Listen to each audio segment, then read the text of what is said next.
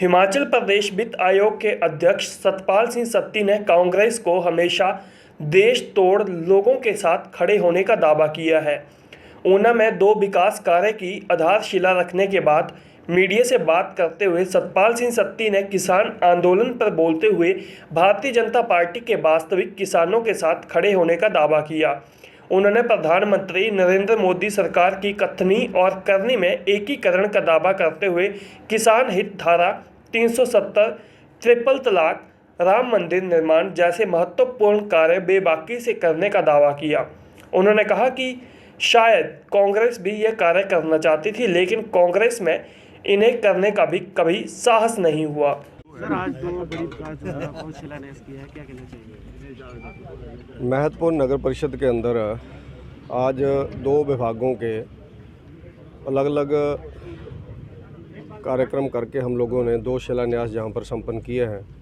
एक तो community health centre की घोषणा जहां जयराम ठाकुर जी ने 24 मार्च 2018 को की थी। कम्युनिटी हेल्थ सेंटर डिक्लेयर हुआ और उसके बाद 3 करोड़ 98 लाख रुपया इसके लिए मंजूर हुआ है। उसकी बिल्डिंग बन करके जहाँ पर तैयार होगी उसका शिलान्यास किया गया है। और इसके साथ साथ वेटनरी हॉस्पिटल यहाँ पर 65 लाख रुपए से बनेगा। पहले एक ही कमरा है, काफ़ी जहाँ पर लोग आते हैं दिक्कत है, तो उसके कारण हमने वेटनरी हॉस्पिटल की बिल्डिंग का भी शिलान्यास आज किया है।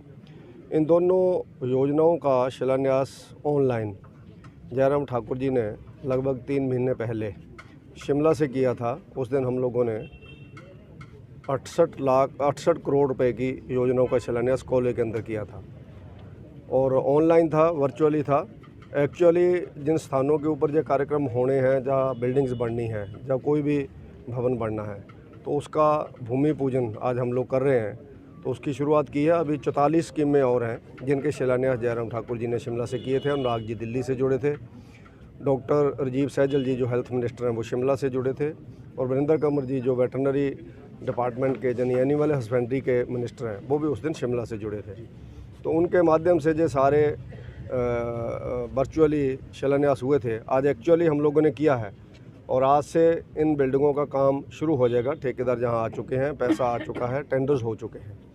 तो इन कार्यक्रमों के माध्यम से हम सब लोग जो जनता को समर्पित कर रहे हैं, मैं बधाई देता हूं यहाँ की जनता को और आदरणीय मुख्यमंत्री जयराम ठाकुर जी का धन्यवाद करता हूं, अनुराग जी का धन्यवाद करता हूं, और दोनों विभागों के दोनों मंत्री, स्वास्थ्य विभाग के डॉक्टर राजीव सैजल जी और हमारे एनिमल हस्बेंड्री के श्रीमान वीरेंद्र कंवर जी जो हमारे ज़िला के ही मंत्री हैं, उन लोगों का धन्यवाद करता हूं कि उन्होंने इन भवनों को बनाने के लिए हम सब लोगों को लगभग 5 करोड़ रुपया इस शहर के अंदर जो भवन बनेंगे उनके लिए दिया है। इसके लिए मैं उनका बहुत बहुत धन्यवाद करता हूँ। सर, धर्मशाला में राज्य कार्यकारिणी की बीजेपी की बैठक होने जा रही है, इसका एजेंडा क्या है? पार्टी की हमारी 3 महीने के बाद कार्यकारिणी की मीटिंग होती है। कोरोना काल में थोड़ा लेट हुआ है, लेकिन इसमें अलग अलग एजेंडे रहते हैं।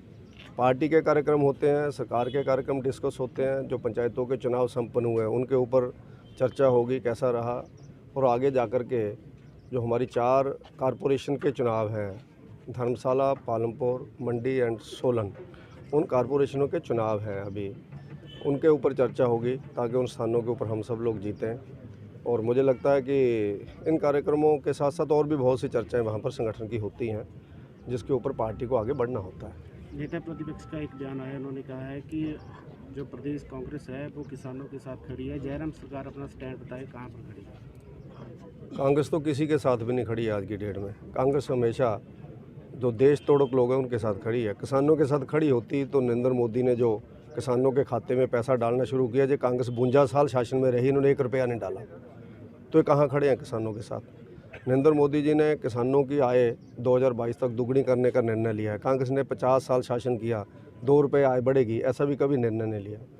और किसानों को यूरिया 12-32-16 खाद लेने के लिए, NPK लेने के लिए पुलिस के माध्यम से लाठीचार्ज होते थे, देश के अंदर दंगे होते थे। जो यूरिया होता था वो फैक्ट्रियों के अंदर चला जाता था।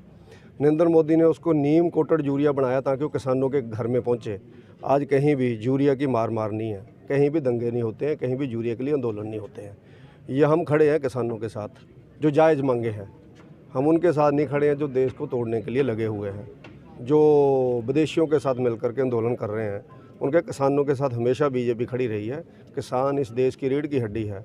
जेन्युइन किसान के साथ बीजेपी हमेशा खड़ी रही है, आगे भी खड़ी रहेगी और उनके हित के निर्णय लेती रहेगी। और हम भी किसान हैं, वो ही किसान नहीं है जो चंद लोग नारे लगा रहे हैं। ये भी याद रखना चाहिए हम सब लोगों को। ये सारे किसान हैं जितने खड़े हुए हैं, ये सब लोग किसान हैं और हम हमेशा किसानों के साथ खड़े हैं। जेन्युइन बात इस देश के अंदर हर आदमी की माननी जाएगी, ऐसा नरेंद्र मोदी जी ने कहा है। तो इसलिए कांग्रेस तो अब बेचारी रुड़ गई है धूल के अंदर। वो कहीं से उठना चाहती है, किसानों के कंधे के ऊपर बंदूक रख करके वो आंदोलन करना चाहती है। कांग्रेस सीधी करे ना आंदोलन, शरेआम आंदोलन करे कांग्रेस को 44 MP दिए हैं विधानसभा के अंदर, लोकसभा के अंदर, तो जो चुप बैठे रहते हैं, वहाँ कोई बोलता नहीं है। और मनमोहन सिंह जी के टाइम पर ही जो बिल बने थे, लागू करने की हिम्मत नहीं थी, तो लागू करने की हिम्मत नरेंद्र मोदी में है। उन्होंने कई चीज़ें लागू की। धारा 370 ये भी तोड़ना चाहते थे, राम मंदिर ये भी बनाना चाहते थे, CAA ये भी लाना चाहते थे, 3 तलाक ये भी तोड़ना चाहते थे, पर दम नहीं था। मोदी में दम है तो मोदी लागू करते हैं अच्छी बातों को। इसलिए इसमें कोई चेंज होगी तो मानने को गवर्नमेंट तैयार है कि कुछ बदलाव लगता है तो बताइए। इसलिए जो अच्छे लोग हैं किसान, वो आज भी बेचारे आंदोलन कर रहे हैं। किसानों के आंदोलन को चंद एंटी नेशनल फोर्सेज ने बदनाम किया है, उस बदनामी से हम सब लोग बचें। किसानों का आंदोलन जो है वो देश के अंदर सब लोग आंदोलन करते हैं। लोकतंत्र में अधिकार है हर आदमी को आंदोलन करने का, तो किसानों को भी अधिकार है। लेकिन देश तोड़क लोगों के साथ कहीं इनकी बदनामी ना हो जाए, इसका ध्यान देश के किसान नेताओं को रखना चाहिए। धन्यवाद। ऊना से आपका फैसला टीवी के लिए जिला ब्यूरो चीफ जीवन शर्मा के साथ अनुबाला की रिपोर्ट।